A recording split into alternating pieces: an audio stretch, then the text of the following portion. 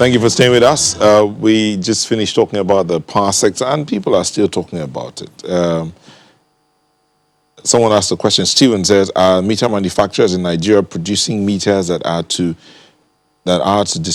disco or international market specifications? He says you can't market to someone what they don't want. You can't market a Corolla to someone that wants to buy a Range. Well, we had a manufacturer who talked about it. It says they have the specifications to meet the requirements of the discos. But as I said earlier, that conversation hasn't ended. We'll continue the conversation until we have it all together. But let's look at the economy at this point in time, beating the coming recession.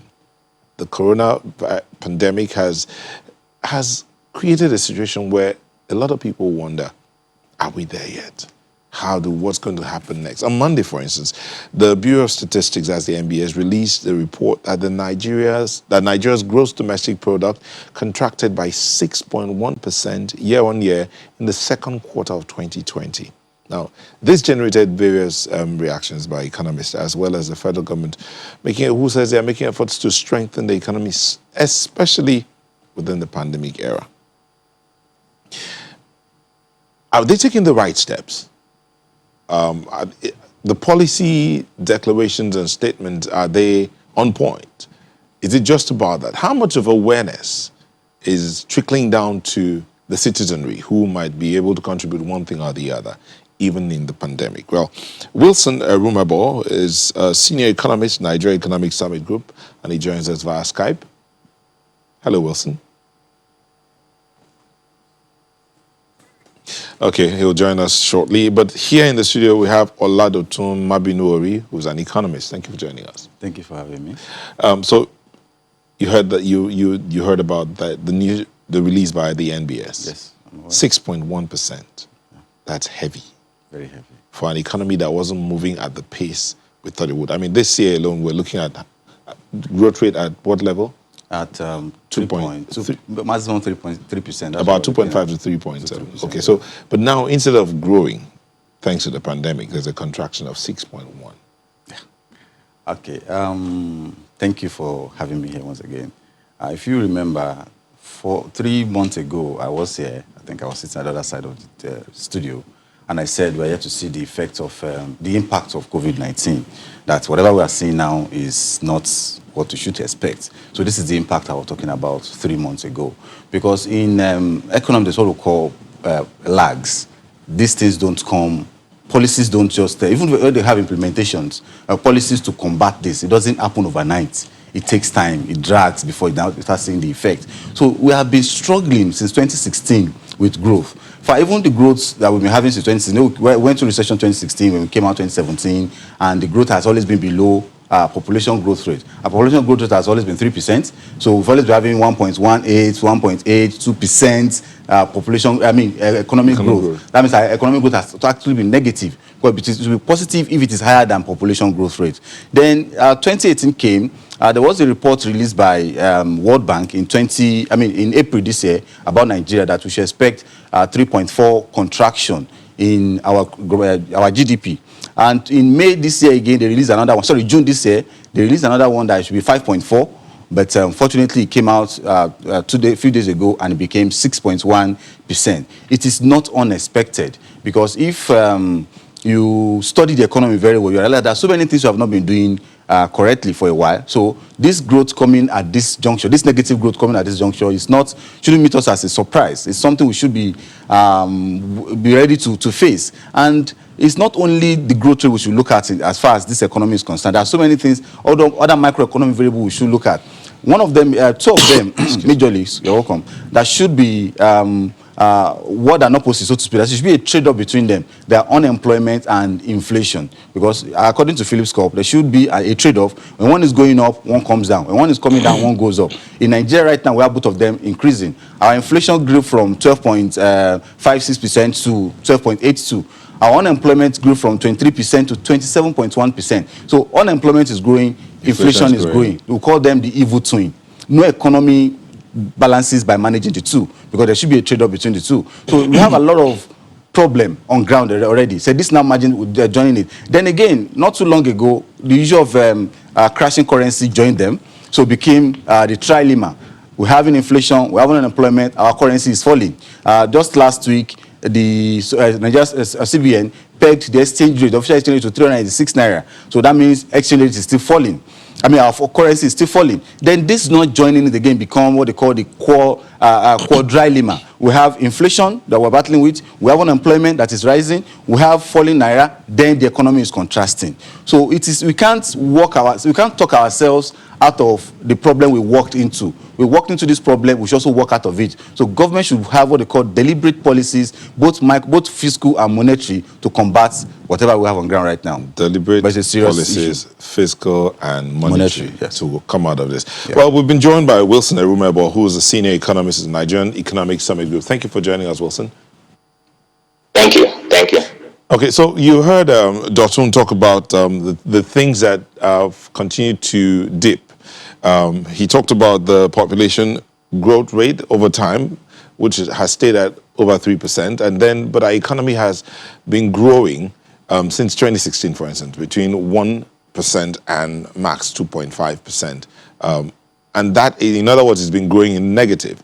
But now, this year, for instance, based on the NBS statistics, we have practically everything going downwards. We have the naira deeping, we have inflation increasing and unemployment increasing while the naira is deeping. So it should have been the other way, but instead it's the other way around. So where do we stand? He says the only way out is deliberate fiscal and monetary policy. Do you agree? Absolutely, but I beg to differ a bit from the point that we've been having a negative GDP growth simply because our growth is not as high as growth rate is not as high as the population growth rate. I know, yes, for per capita income that's pretty much important, but if you look at the last decade, if you look at the 2000s decade, when we had a growth rate of about 6%, 7%, the economy was booming. Driven by some of those telecom reforms, banking sector reforms, and all that, you would see that we were growing far above our population growth rate of about 3%. So we're having 7% economic growth, and population growth rate was still, about 2.73% thereabout. But still, even that growth was not enough to create jobs for people, to lift significant number of Nigerians out of poverty. So what that tells you is that we shouldn't be looking at benchmarking GDP as against population growth rate. Rather, what we should be looking at is how we can ensure that Nigeria's growth is inclusive.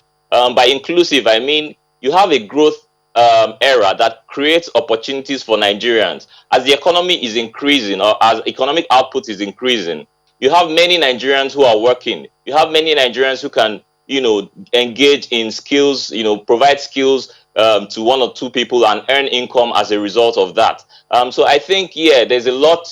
People often say that GDP must be higher than population. We've had that exact same case but at the same time, that growth was not inclusive. So if we can even have a 3% growth rate that, in its sense, is more inclusive, growth is coming from the key sectors, sectors that are very crucial to output, sectors that are crucial to employment, sectors that have forward and backward linkages like manufacturing and all that. I think that would even be more, more robust and more impactful on the lives of citizens than, having to say that GDP must be higher than population. For per capita income, yes, that's a good narrative. But if we're talking about real economic impact, I think we should be looking at a more inclusive growth rate. Secondly, yes, like he said, rightly said, this is not a thing of one side or the other, or a monetary policy problem. This is an economic problem. And of course, we need both the CBN, the monetary authorities, and the fiscal authorities to come together. I mean, look at the second quarter, for instance, minus 6.1%. This is like the highest decline we've had since 2004, if you look at GDP quarterly data. So it's basically as a result of the lockdown. I mean, with COVID came the fact that we need to lock down the economy for a while. So that's one key reason. And many of the sectors that were affected, education, transport, trade, and all that. So we saw huge negative growth rates across those sectors. And I want to make a very clear point that if you look at previous recessions in Nigeria, the history of recessions, most of them, whether a recession or decline, most of them were associated with the fact that crude oil price keeps declining. So when you have a fall in oil price, it translates quickly to either you have foreign currency problems, or you have, because Nigeria relies so much on import, and then you start having a reserves problem, balance of trade problem, and that trickles down into the fact that you can't even produce more because you can't even source for input. So adding crude oil, the fact that crude oil price declined in April, it was close to $9 per barrel. Adding the COVID-19 lockdown rules to that only made the situation worse. And it tells you that, that's why we saw this huge decline. And it also tells you that as we go into the quarter, into the remaining part of the year, things may not get bright for Nigerians. There's still more to come. The fact that we're now moving into a phase where the naira is facing so much pressure. Reserves are not robust at this time, just about $33 billion. So that tells you that a lot more is coming. Okay, It also means that Wilson, if I may come in here, Wilson, when you say you don't agree with Dotun, you talked about inclusive growth. Let's look at this. So the GDP fell by 6.10% year on year in real terms, but second quarter of 2020. But as at the first quarter, the GDP fell by 2.18% compared to the same period, or in the same period in 2019, it was 2.11 decline. So it looks like the decline started in 2019. So it's not just a 2020 thing. The decline went down 2019 first quarter 2.11, first quarter 2020 2.18. Then second quarter is 6.1. Now you said that one, let's tie that to the pandemic, but it looks like the decline began in 2019. Now, if you look at that, and this latest points to the fact that even though the government is hailing this new report, they've continued, the government appears to have continued to fall short of the target set in the ERGP over time. So how does that tie into Dotun's suggestion that there has to be deliberate efforts and steps towards growth, even with the suggestion you made about inclusive growth? Do you see any deliberate steps? Well, first of all, this is the first year-on-year decline we've had since 2017 Q1, the first quarter of 2017, when we got out of the last recession. So what we've seen is that the economy has been improving as at from the last recession. But so this is the first huge negative decline we've had. So GDP decline we didn't have a negative growth in 2019. But that said, I think a lot more still needs to be done. We've had a lot has been done, particularly from the CBN aspect, to see how they can inject cash into the system. But then from the fiscal side, particularly the Ministry of Finance, we heard that the government announced a 500 billion naira intervention fund, for support for the economy and all that, to be able to relieve the pressures from the COVID thing. But I think we still need to do more in terms of accountability. Who are getting these funds? Where are these monies going into? How many citizens? Because we're not just talking about poor citizens. We have about 83 million poor Nigerians. We're not just talking about them. We're talking about even the middle class that are affected by this pandemic, because of course people couldn't even work. People that had jobs lost their jobs. A lot of people couldn't even search for jobs. We saw how the labor force declined. So the point I'm trying to make is that it's not just about the CBN alone injecting all this money. It's the ministry. Who exactly is getting these funds? We see other countries, like Canada, for instance, paying citizens about $1,500, for them to be able to withstand this shock, and all that. So, but I don't see that happening in Nigeria. Very, very few individuals are getting some of these funds, and it's not going around. But more importantly, I think in the next few quarters, what we should be looking at, and this relates more to inclusive growth, is the fact that we need to pay attention to some of these sectors that are very crucial for job creation in Nigeria. Over time, for how long can we keep distributing cash to citizens? And even that alone is not even enough to go around. So we must see how we can create sustainable ways to lift people out of poverty, sustainable ways to create jobs. And that means focusing on the sectors, looking at incentives. What is the role of the regulators, for instance, in manufacturing, looking at FX issues, power supply and infrastructure and some of those things. I think we've overflogged those issues, yes, but it still doesn't mean they are not important. Pick a sector. I mean, a government should be able to come together and say, look, this is our plan, this is our vision for our manufacturing sector, for our Greek sector. This is how we intend to support businesses that operate within this sector. And that World Bank, IMF, several agencies have shown that the most sustainable way out of poverty is through jobs and skills development. So no matter how much you keep giving people cash and all that, it will never be sustainable. So I think Wilson, we'll need to permit me to interrupt you here. We'll just need to go on a quick break. We'll come back to continue the conversation. Just stay with us.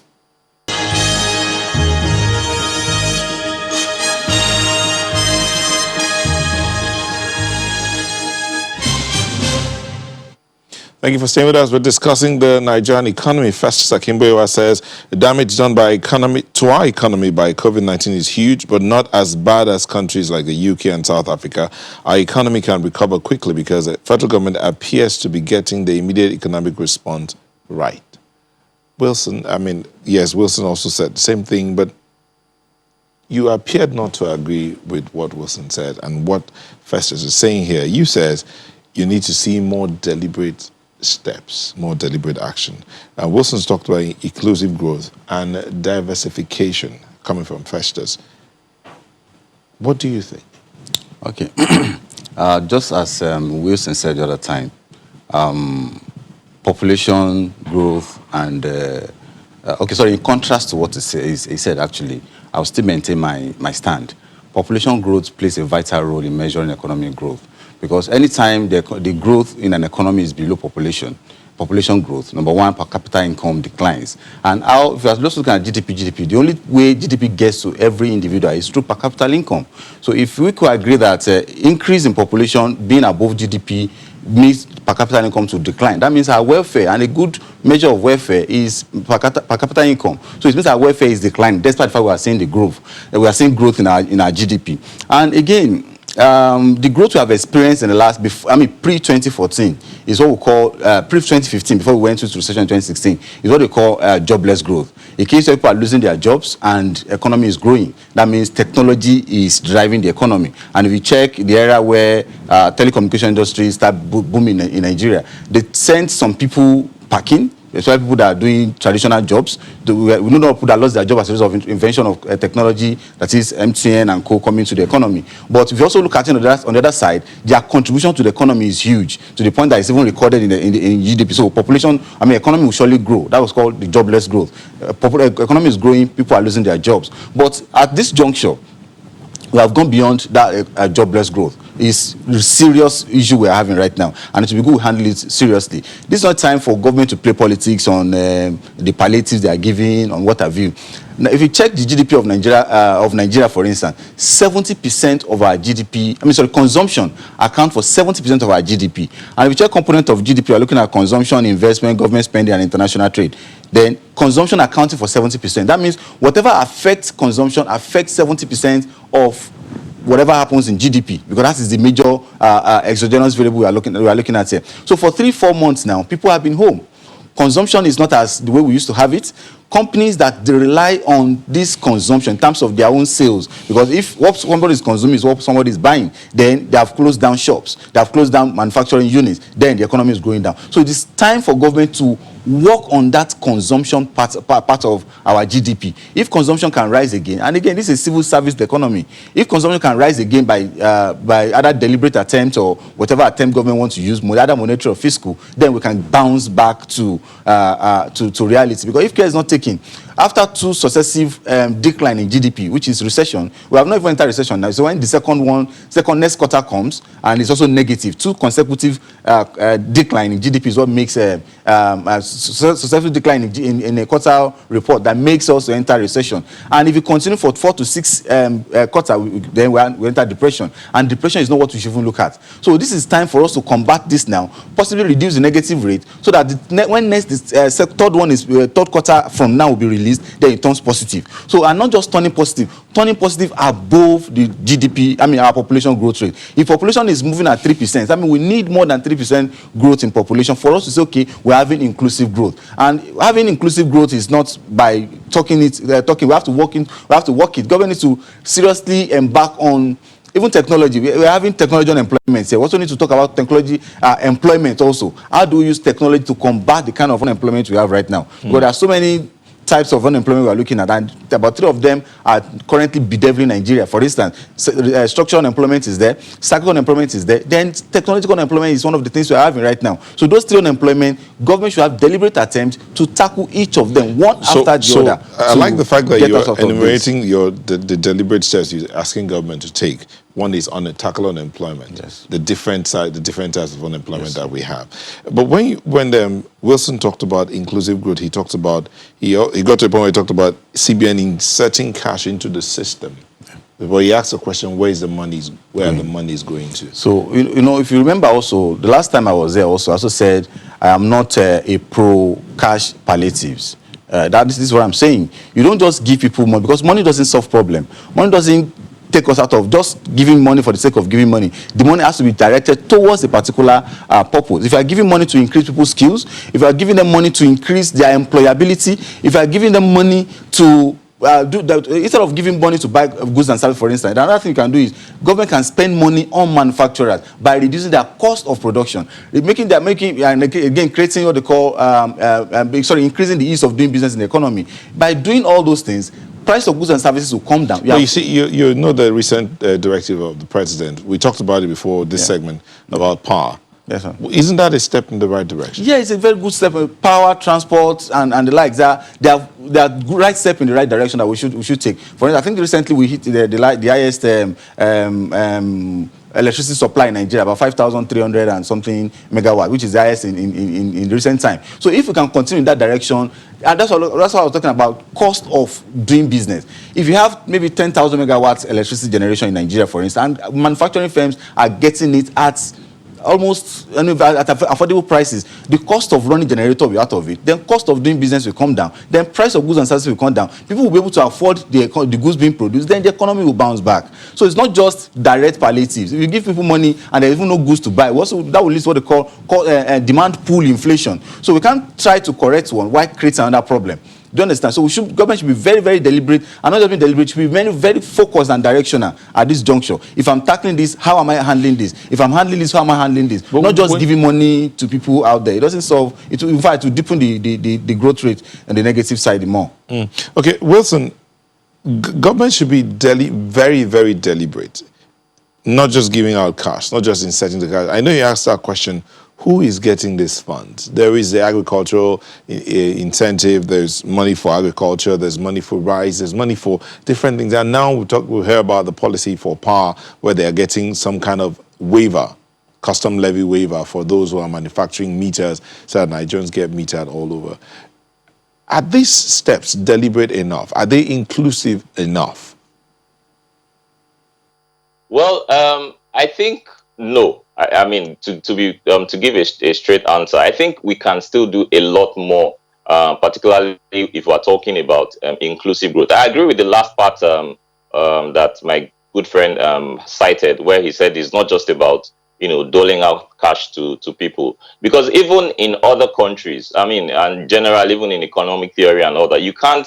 I mean, these things are usually temporary. Some are called conditional cash transfers. In the sense that they give you a condition and say, okay, for instance, if you have to send your child to school, then we'll give you XYZ amount of money, for a certain period of time.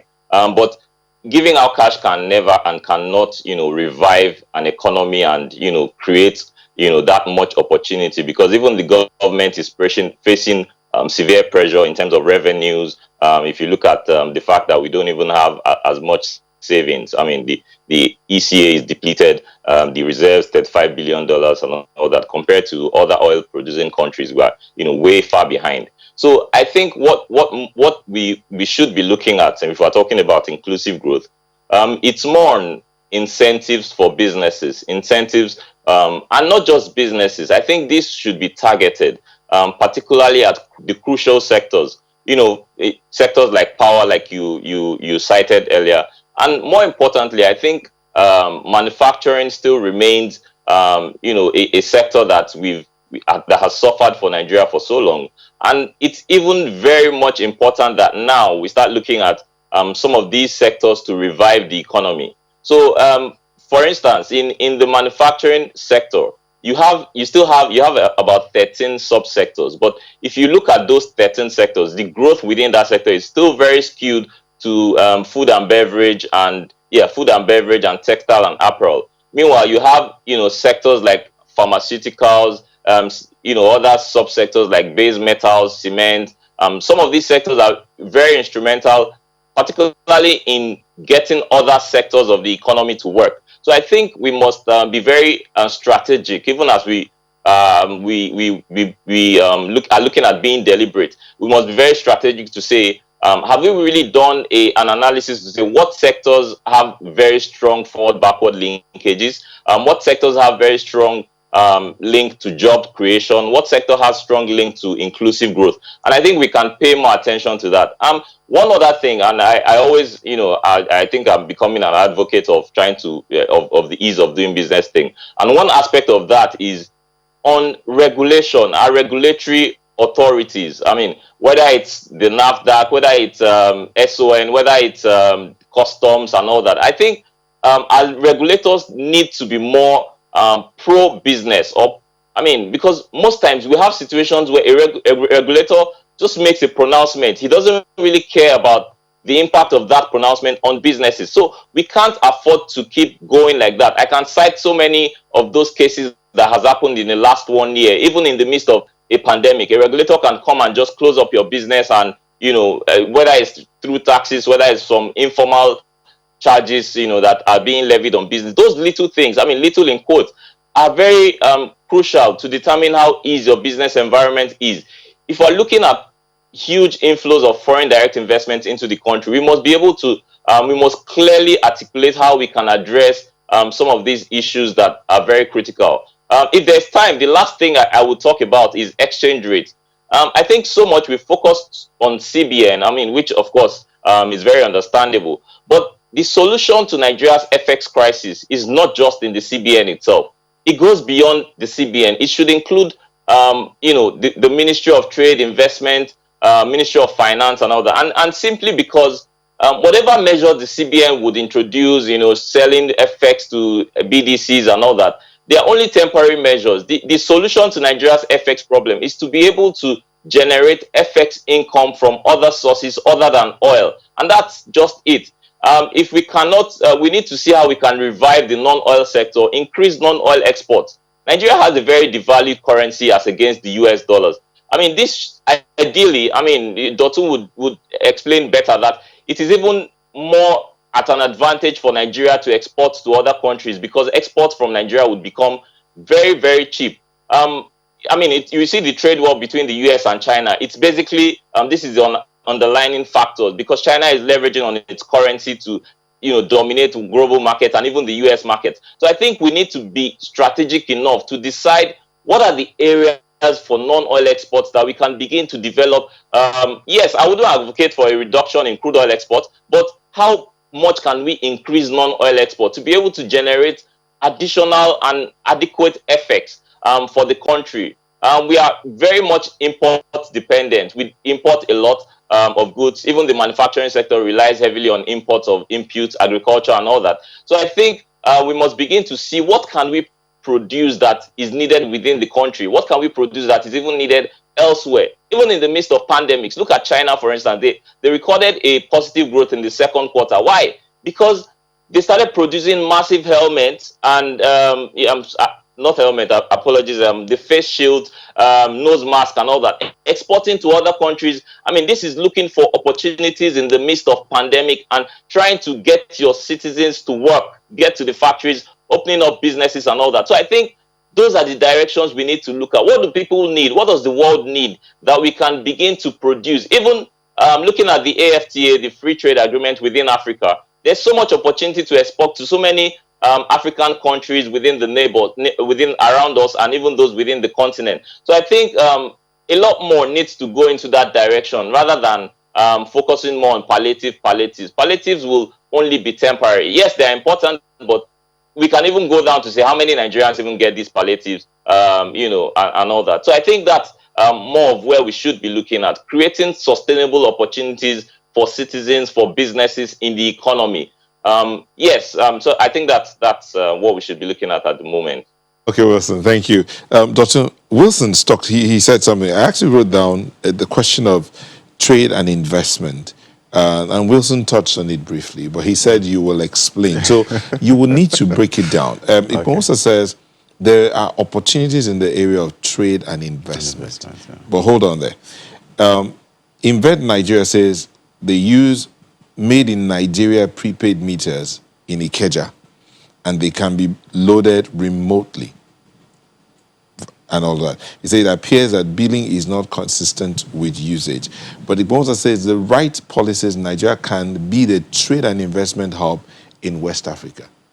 Dotson said, if Nigeria exports, it will be cheaper and a lot of people will get the things. But the manufacturers here still need to import some of these components. Yes. So how can we balance the import of those components looking inwards? Because, again, we talked about this, the fact that R&D from the research centers in Nigeria, I mean, at least 36 research centers, meaning one university per state here, can provide some level of research and development if there can be a linkage. So how can we tie all of that up and begin to send things out, export? Oh, thank you very much, and thank you, Wilson. He did a very good job out there. Falling naira has two ways. We have two ways of looking at it. That is our foreign currency, when currency depreciates or when government intentionally devalues it.